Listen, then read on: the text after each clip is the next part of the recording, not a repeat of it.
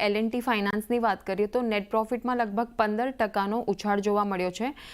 554 કરોડની સામે 636 crore Y-on-Y basis પર જોવા મળ્યા છે। નેટ ઇન્ટરેસ્ટ ઇન્કમમાં પણ લગભગ 0.5% વધારો જોવા મળ્યો છે। 2335 કરોડની સામે 2423 કરોડ જોવા મળ્યા છે વાય-ઓન-વાય બેસિસ પર। અને ગ્રોસ એનપીએ રેશિયોની વાત કરીએ તો 3.23%ની સામે 3.29% ક્યુ-ઓન-ક્યુ બેસિસ પર અને 3.15% વાય-ઓન-વાય બેસિસ પર થતા જોવા મળ્યા છે। અને નેટ એનપીએ રેશિયોની વાત કરીએ તો ફ્લેટ 0.97% પર રહેતા જોવા મળ્યા છે। ત્યારબાદ આરબીએલ બેંકના રિઝલ્ટ્સ પર નજર કરીએ તો નેટ પ્રોફિટમાં 81%નો ઘટાડો નોંધાયો છે। 353 કરોડની સામે 68 કરોડ થતા જોવા મળ્યા છે નેટ પ્રોફિટ વાય-ઓન-વાય બેસિસ પર। અને નેટ ઇન્ટરેસ્ટ ઇન્કમમાં પણ લગભગ 2 થી 2.5%નો ઘટાડો નોંધાયો છે।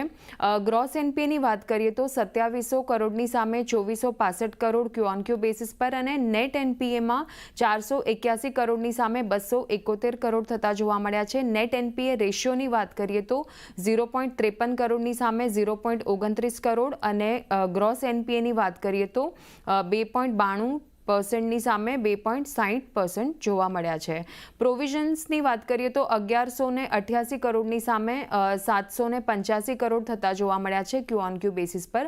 બ્રોકરેજીસનો મત આવતો જોવા મળ્યો છે। તો બોફા સિક્યોરિટીની વાત કરીએ તો તેઓએ અંડર પરફોર્મની કોલ આપી છે અને ટાર્ગેટ આપ્યા છે 175 પર શેરના।